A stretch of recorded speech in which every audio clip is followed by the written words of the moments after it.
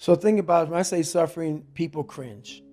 People, that's the one word. Whenever I post about it, people cringe. It's not about suffering and how people may look at suffering. Like you have to just go to a place that's just every day of your life is suffering. You have to tap into suffering every day of your life because we have so much scarring that we have to clean up. You have to look at suffering as almost like I look at failure. To succeed, you must fail. In failure and in suffering, all the answers are in there. All the answers to all the test questions. The test is your life. All the answers are in there. You don't have to live in suffering and pain and failure all the time. You have to learn, I need to visit it.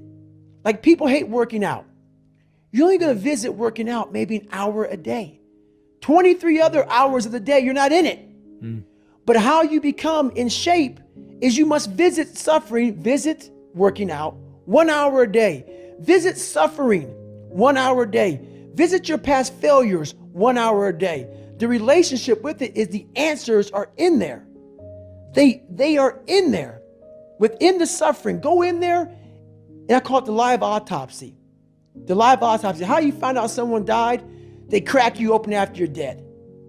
How you can live is do it while you're alive.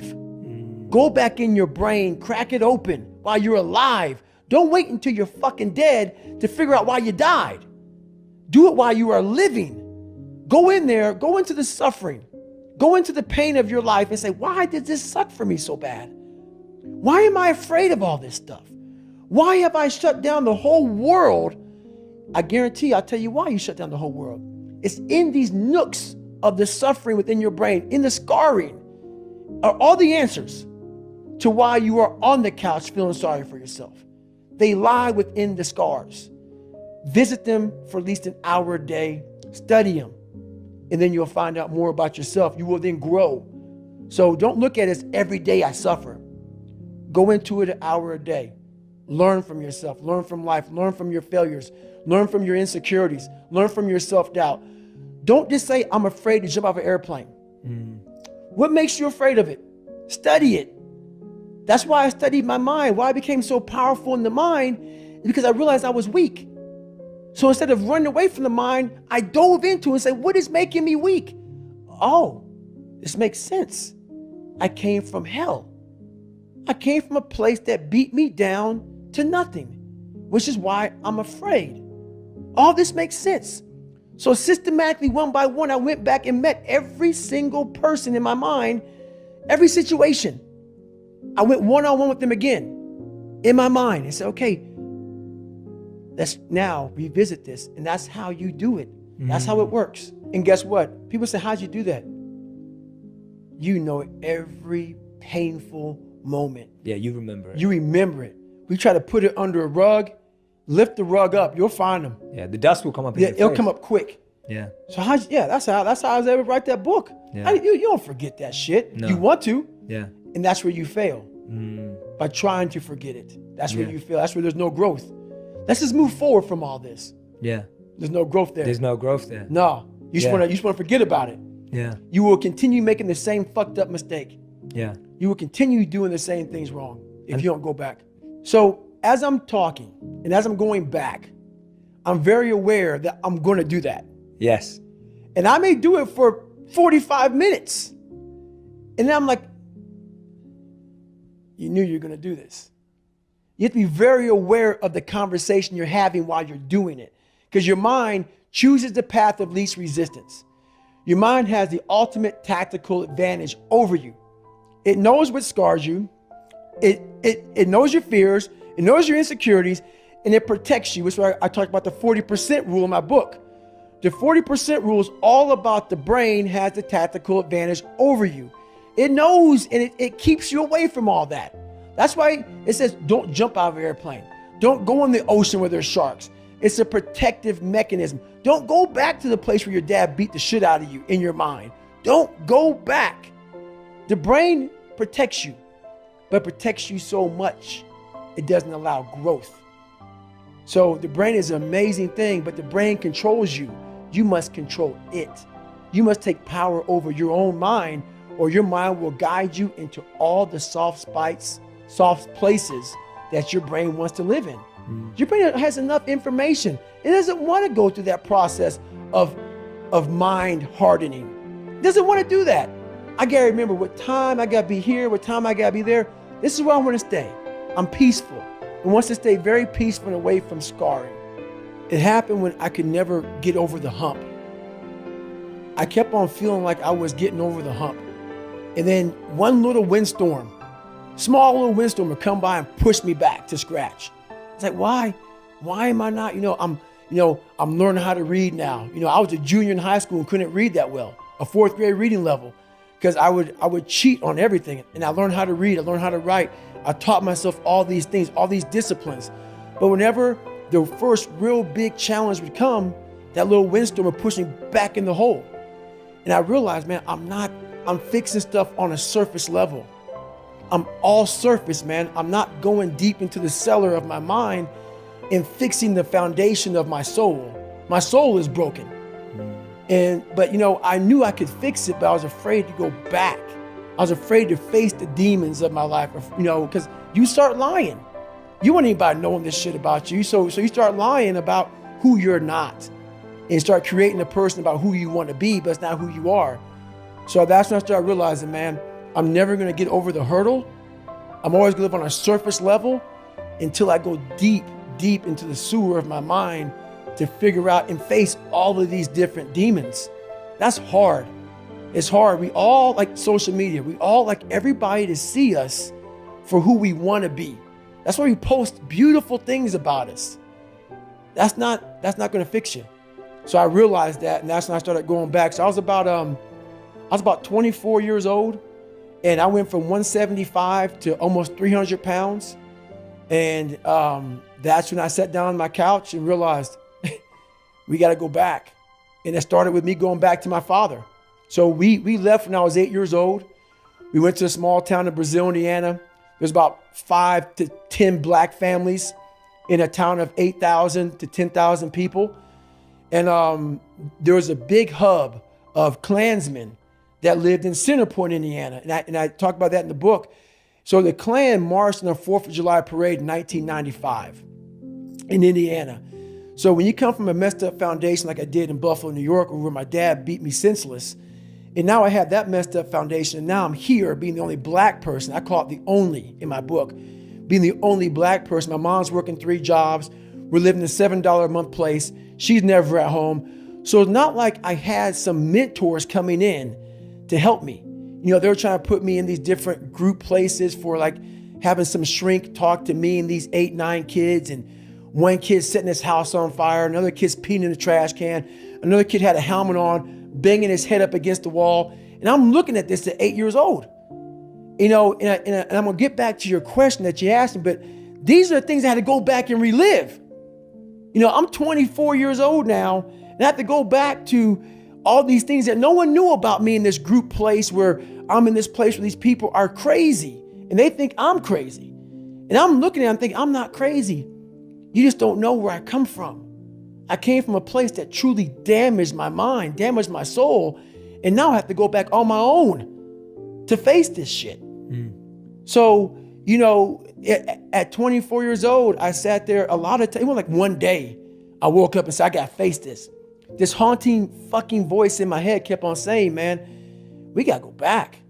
The only way we can go forward is to go all the way back. And that's very scary to do for everybody. Yeah. But the only way you're going to fix yourself is to go all the way back to the beginning, to your childhood, because that's where everything starts. And that's what's blocking most of us. All of us. Yeah. All of us. Everybody thinks it's, my God, like my marriage is messed up. This is messed up. You have to go back to fix all your problems. It all starts from the root, man. The root, yeah. I was just root. about to say, we have to go back to the root, because otherwise we're just dealing with the symptoms. That's it. Yeah. And you cannot fix anything by giving it Motrin. You have a jacked up knee. The swelling may go down, but it's still jacked up in there. You got to get it fixed. You got to fix the knee. All those pills do, so pretty much, is just let the swelling go down, and you can live a little longer, but you're not fixing the problem. Mm-hmm. So one big thing is the accountability mirror. You have to start with yourself. So what happened in my life was we start to get, I call it like the rucksack. A rucksack is a pack that you carry in the military, and you put all your stuff in it. Your radios, your food, your water, all that stuff you have to carry in the military. That's your rucksack. It's a backpack pretty much. As you're growing up, we all have a backpack. Most of ours, hopefully, is empty, and what we put in it is all the crap we go through in life. That's what is in the backpack for the civilians, and we carry it around with us. So what you have to start doing is realizing that no matter where you're at in life, I got called nigger a lot. My dad abused me, learning disability, stutters, immaturity, insecurities, self-doubt, so much crap on top of me. So much stuff. I lied a lot to create friends. So much stuff was in my backpack. No one's coming back to help me. So it starts with that person in that mirror. You have to realize you are on your own now. And whatever else you believe in, I don't care what you believe in, but on earth, it's a very lonely journey. And it starts with the accountability mirror of looking at saying, hey, my dad who beat the hell out of me is not coming back. All these things are coming back. I have to face myself. And you have to own all those things that people may have done to you. Now it's yours. You got to own it. And it's yours now to fix the problems that people did to you. It makes no sense. It's not fair. I get it. But if you live in that woe is me mentality of guess what? My dad did this to me. My mom did this to me. People who bullied did this to me.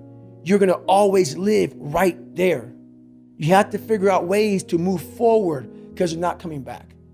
And it starts with the mirror. And I call it the accountability mirror in the book. What I realized about the mind is those people who can be in that time and embrace that time and be in that moment and not allow the mind to go to 129 hours on hour one. It's the control that we don't have in our minds. It's the control that you had to have for 3 months when you're miserable, when you're suffering, when you're laying on the floor, when you're doing all the disciplines it takes to be a monk. You cannot think about the whole process. It will make you, it will make you so insanely crazy.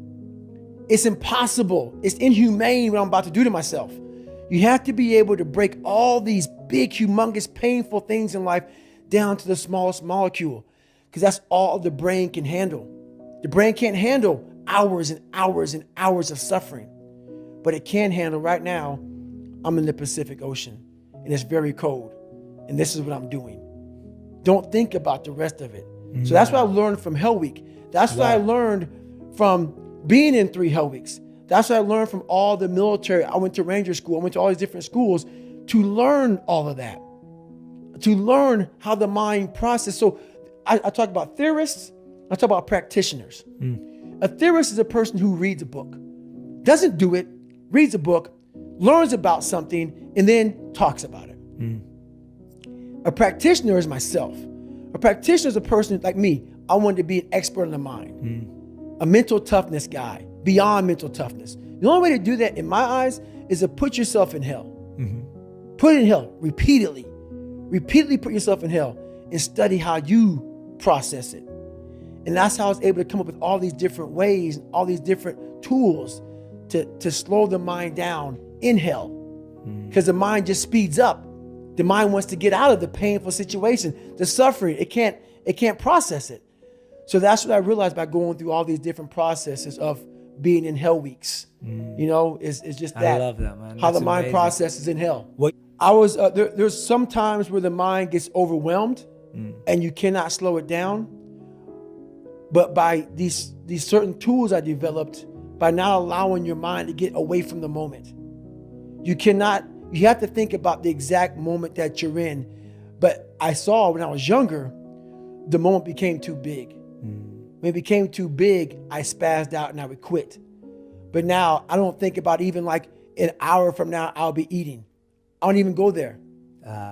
Because then your mind, no, we must embrace this, because now you have to be a leader in this moment.